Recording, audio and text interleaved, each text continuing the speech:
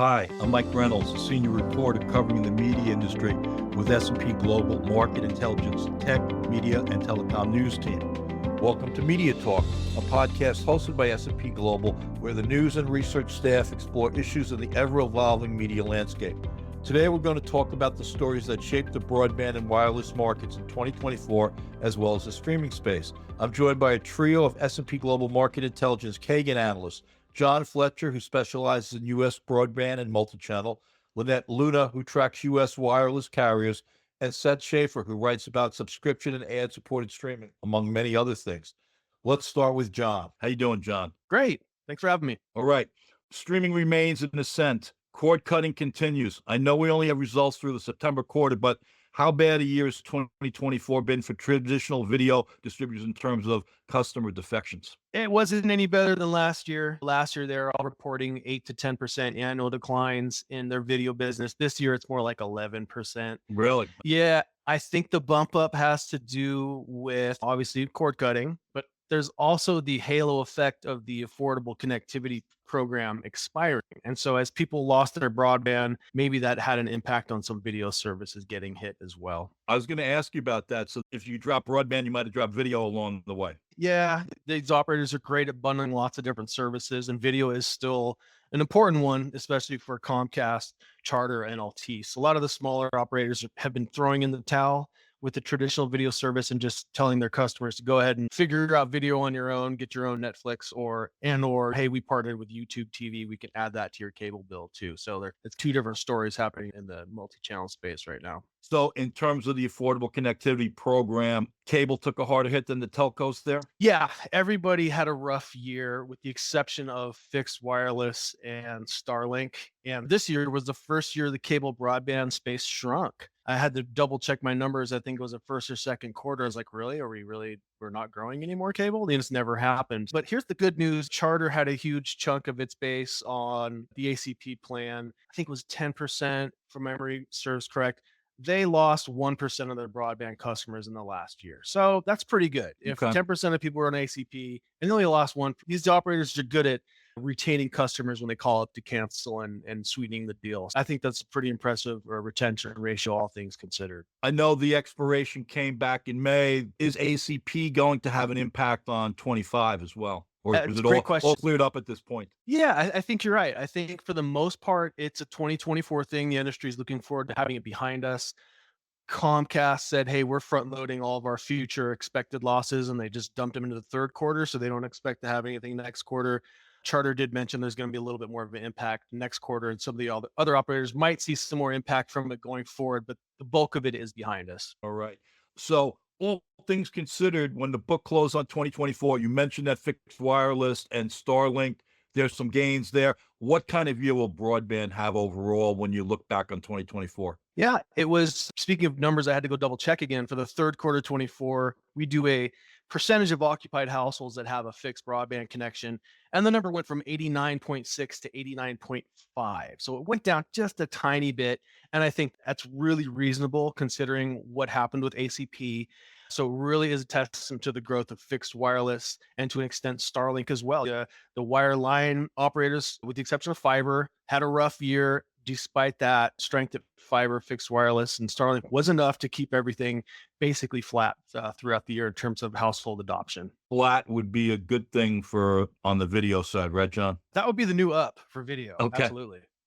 All right, John. Thanks for spending time with us. Happy New Year. Cheers, Mike. Next up is Lynette Luna. As senior research analyst, Lynette leads Kagan's coverage of wireless, U.S. consumer mobile, and tower markets. How are we doing today, Lynette? I'm doing well, thank you. As the days grow to a close on 2024, and I know we only have through third quarter numbers, but can you give us a summary of how the wireless industry performed overall, or your thoughts on when they close the book in 2024, it's going to be what kind of year? It'll be another strong year. Cable MVNOs are really making strong inroads, being really aggressive on the pricing front. They're still not a huge threat to operators in some sense, just because they are targeting their own customers with bundled offers. And really the strategy is to increase revenue for those bundles and increase customer satisfaction. But their net adds are pretty minuscule when you compare it to a T-Mobile, which continues to lead the industry in like postpaid phone subscriptions and other metrics.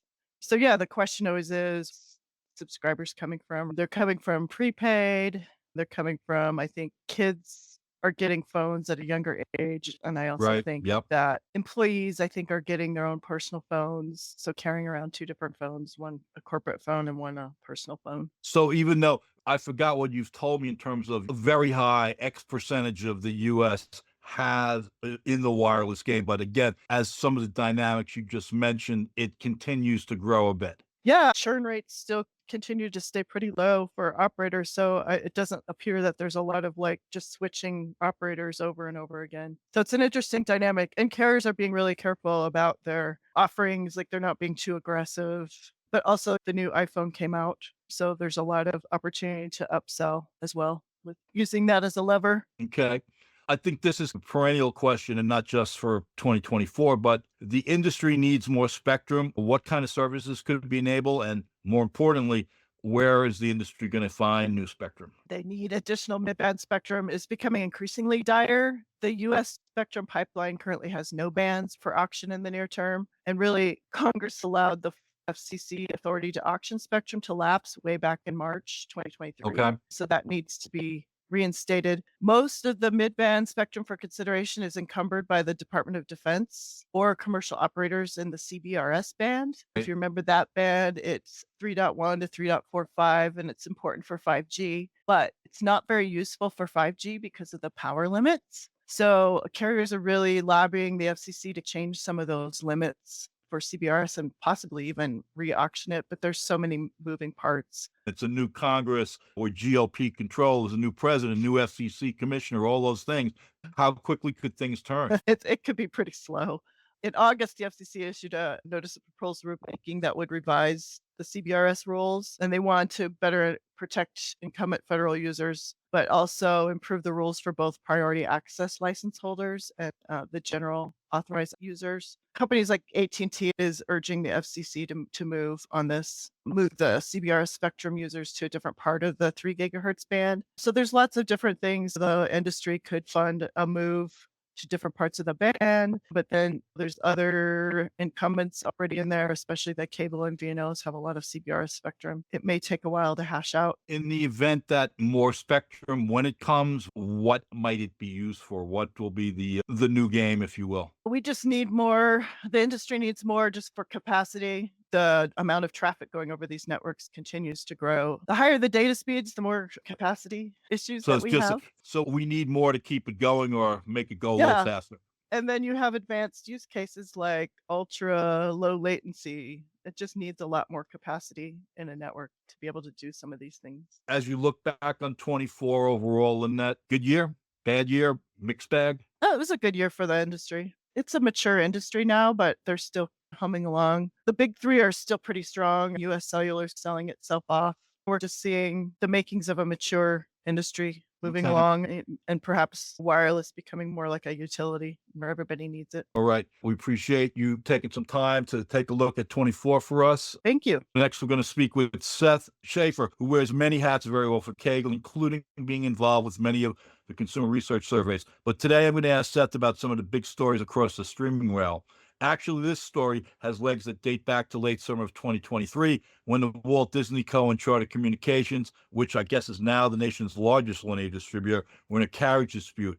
After a 12-day blackout, the parties came to terms. As a result, Charter is no longer carrying some of the smaller Disney networks, but the cable operator is now offering some of Disney's streaming services. If you can pick up the story there, Seth, this is a big to-do in 24 and moving forward. Yeah, Mike, I think that first one you mentioned with Charter and Disney set the stage. And really, at the heart of that is just Charter looking for a way to keep people within that pay TV world for as long as possible. So an obvious incentive there is to negotiate for a streaming service bundled in. And then for Charter, throughout the year, we saw them as they came to new carriage agreements with Paramount, Warner Brothers, Comcast, and AMC. Each of those deals included the primary streaming service at the media company as part of the renewed carriage deal. Will this apply outside of Charter? If you look at Charter, DirecTV, Comcast, those bigger traditional multi-channel TV providers, it looks like this will probably continue as these other carriage agreements come up for negotiation. With DirecTV, we saw a blackout between DirecTV and Disney, but they eventually came to terms, and similar playbook there with the Disney streaming services being included for free for DirecTV customers. One thing with Charter, Seth, they've got ties to most, if not all, of the traditional top video player streaming services, but I don't think they've really started to market it yet. I've got to think that's going to help the business for both sides. It'll be interesting to see how much this is played up, keeping in mind too that the shift from pay TV to streaming is ongoing, and there's not a lot that's going to stop that. So the game is less about, is this a huge appealing package that's going to get new people to come back to Charter and things like that? Or is it more an engagement tool, and not just an engagement tool for the pay TV service, which is really low margin? Charter doesn't make very much money off of offering pay TV, but does it keep people with broadband and TV and these kind of bundled packages where they're getting a double play, triple play, even across mobile now? That's probably more the angle where if you see Charter selling up, oh, look, you can get access to 9 services now on Charter that are for free across all those companies I mentioned. So that's pretty compelling, especially if it's a bundled Charter consumer that's getting broadband where they have really good margins, and mobile and pay TV as well. Like you said, we'll see if the other multi-channel distributors follow suit, if Charter's in fact charted the new way. There's other collaborations going on, though, too, right? In the streaming services, and forgive me, I don't have them off the top of my head. They're working with DoorDash or Walmart. There's other collaborations. So again, as you said, streaming's not going to go away. It's only going to become more in the forefront. Yeah, for sure. And that's definitely something in our research. We started this year and we're going to continue that next year, especially in our surveys, about getting at what's the overlap of usage. And you mentioned the shopping angle, Uber, sort of DoorDash, those kind of angles. But it wouldn't be surprising to me to even see broader packages put together across gaming, some of the cloud gaming services, music, things like that, where you start looking at a household package that spans different sort of verticals. And are there a way for these companies to come together? I think the trick is everybody wants to make their money in the end. So when you start offering these bundled discounted things, it's who takes the hit on that package, who pays for the discount, and at the end of the day, is the upside worth kind of the hassle of making all of these agreements work? But definitely seems like consumers, I think, are less asking for, oh, I want a bundle of 3 video services together, I want a bundle of 4. Like, they've figured all that out. I think more of the upside may be in finding a way to partner up across these entertainment verticals as far as music and video and gaming and other things like that. You've just described a lot of moving parts, a lot of different entities, different media conglomerates and content providers with their streaming services. Everybody's got different strategies, different goals. I'm going to ask you and hope you can you summarize for 2024 was what kind of year for streaming overall? I think 2024, even 2023, there were questions in the US market, especially like what is the growth arc for streaming video? At that time, we were in this transition between all of the SVOD, the traditional streaming services, tacking on ad supported tiers and things like that. So now, universally, except for Apple TV Plus, all the major services have an ad tier, a cheaper ad tier. That's worked. It's helped keep growth there and alive in the US, but we really are getting close to that ceiling of how much can you wring out. There aren't many new households that have never signed up for a streaming service to market to. Right. So it's a lot of poaching customers and trying to adapt to consumer behavior where you sign up for a service and you have it for 3 months and drop it and you rotate and all of this stuff. All that aside, it was a pretty good year in 2024. And especially if you look at the push towards being profitable in the streaming divisions of the major media companies. We have to put Netflix in a league of its own here. Netflix really is operating on a different scale as far as free cash flow and profitability. If we say, good job, Netflix, and put them to the side, and we look at Disney and Warner Brothers and Paramount and companies like that, a good year as far as pushing towards proving they can be profitable. A reasonably good year in growing subscribers and growing revenue. But the challenge for those companies really is scaling that profitability. They got there by layoffs, cost cutting, in some cases, just taking down content entirely off the streaming services. Comparison to the Hollywood and writer strike, there was less content last year, those kind of things too. Yeah, and I think the big question there, I think they've proven they can be really efficient and lean now and get to break even, slight profitability in streaming. Can they keep investors happy by scaling that up? Is there a pathway there? And I think that's going to be the real challenge for the big media companies outside of Netflix in 2025. Not to get ahead of ourselves, but you asked me about 2024. I think it's setting the stage for you've righted the ship. You've proven to the investing community you can do it and not hemorrhage billions every year. Now what is the big question? Seth, I want to thank you for spending time talking about the streaming world. It's growing in many different ways, tentacles everywhere. Thank you. Always a pleasure. That concludes this episode of Media Talk. This is Mike Reynolds. Thanks to all of you for listening. We'll catch up soon on the next edition of Media Talk.